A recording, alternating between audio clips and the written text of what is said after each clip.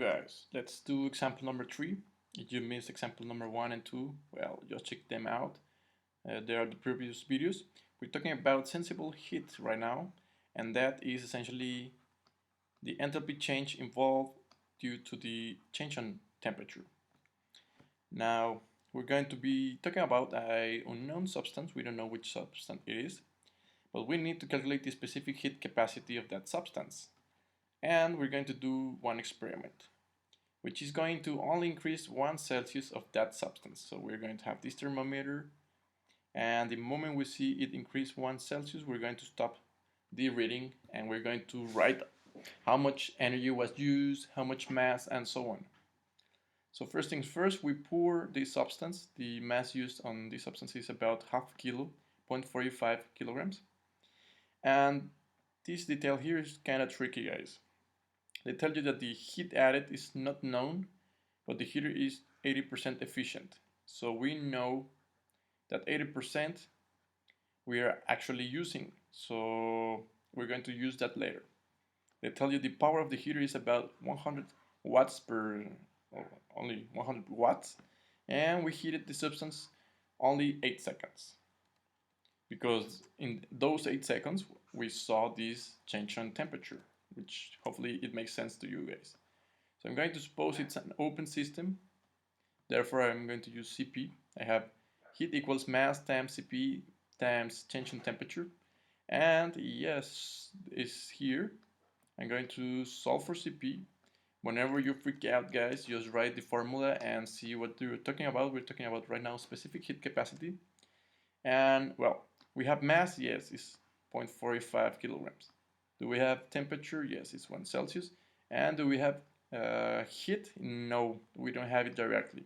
We will have to calculate it. So this heat is going to be the power they give us, which is energy per unit time.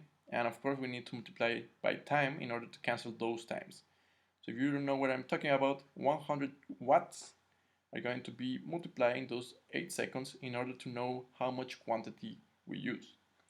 Just to give you an insight, that watt is 1 joule per 1 second. So if I have 100 watts, I'm going to have 100 joules per second. And since I used the heater 8 seconds, I'm going to have 800 joules. Or if you want to use kilojoules, just divide by 1000. Now one detail here, guys, we are only converting or using 80% of that heat of the manufacturing process. So even though we're using this amount, 800 joules, we only use 80% of that. So how can we account for the actual heat? Well, just multiply that 80% by the machine's heat, which is 0.8 kilojoules. The 0.8 is from percentage, don't get mixed, and you get 0.64 kilojoules. That's the actual heat I'm feeling, so the actual heat the system is absorbing.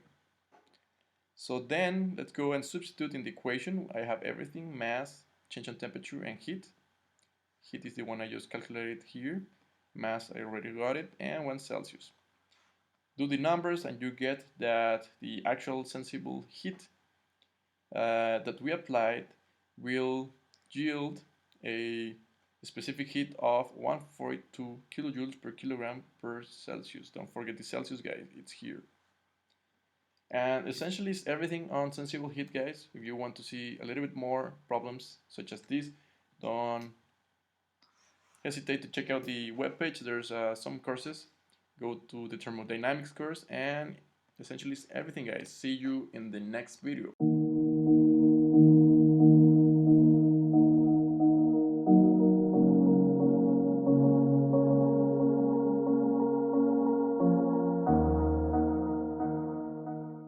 What's up, guys? It's me, Chemical Engineering Guy. So if you like the video, why not push the like button? It really helps me to know if you're liking the videos, or if I should be changing something, or I should be adding something, taking out content, whatever. Also, sharing is caring. So if you got any kind of friends, teachers, colleagues, or whatever kind of person that might be interested in this type of content, why not share it? Sharing helps our community to grow faster in members and in content. If you want to keep track of my activity, videos, uploads, experiments, playlists, whatever content I'm getting on YouTube, be sure to click the subscribe button. Subscribing to the channel is totally free, guys. My dream is to create an online academy of chemical engineering, where everyone can access it in the world. Imagine a place in which the student, the teacher, and the engineer get the best of each other.